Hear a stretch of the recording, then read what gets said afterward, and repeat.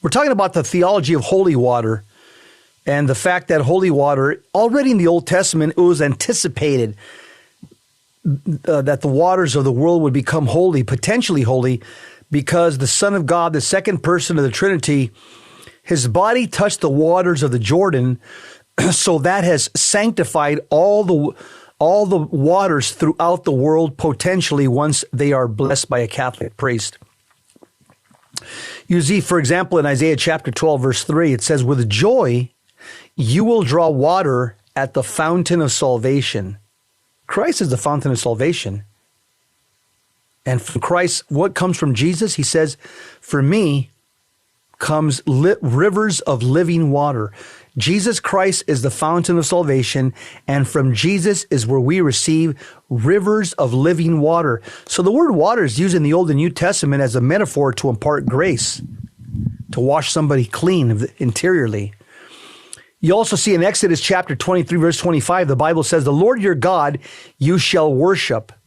Then I will bless your food and drink, and I will remove all sickness from your midst." Close quote. There it is.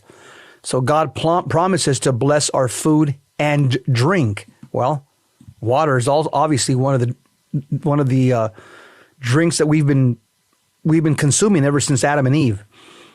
So water is blessed by God, or potentially blessed by God. In Leviticus chapter 14, verse 5 and 7, here's another exhortation to the Levite priests about the use of holy water. It says, "The priest shall then order him to slay one of the birds over an earthen vessel and spring water in it, taking the living bird with the cedar wood, the scarlet yarn, and the hyssop. The priest shall dip them all in the blood of the bird that was slain over the spring water, and then sprinkle 7 times a man to be purified from his leprosy. When he has thus purified him, he shall let the living bird fly away over the countryside." Close quote. So here we see a Levite ritual of healing of leprosy, and one of the things that's used is holy water. Numbers chapter 5, verse 17. Another use of holy water in the Old Testament by the Levite priest. It says, "In an earthen vessel he shall put some holy water, as well as some dust that he has taken from the floor of the dwelling." Again, so the Old Testament, the Jews, the Levites, they used holy water for ritual practices. Numbers chapter 8, verse 7.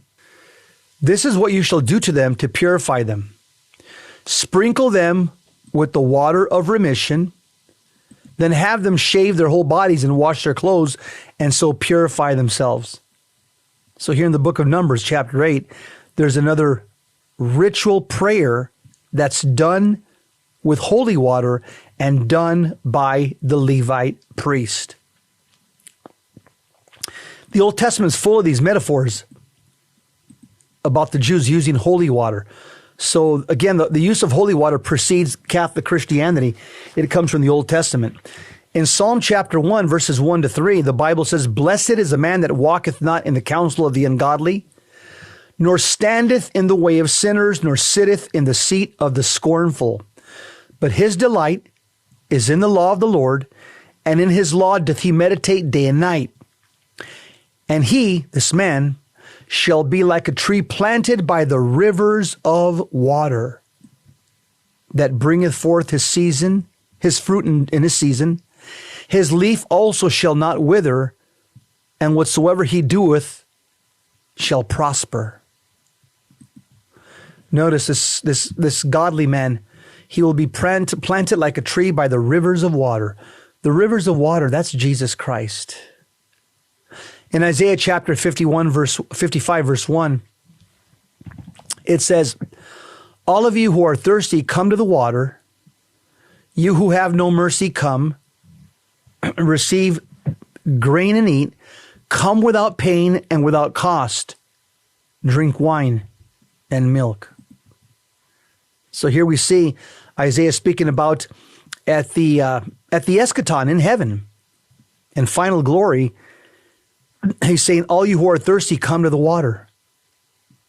Why? Because Isaiah is hearkening the words of Jesus Christ. These are messianic words.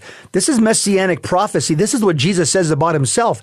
And Isaiah is saying it about Jesus in anticipation of his birth and his 33-year ministry here on planet Earth.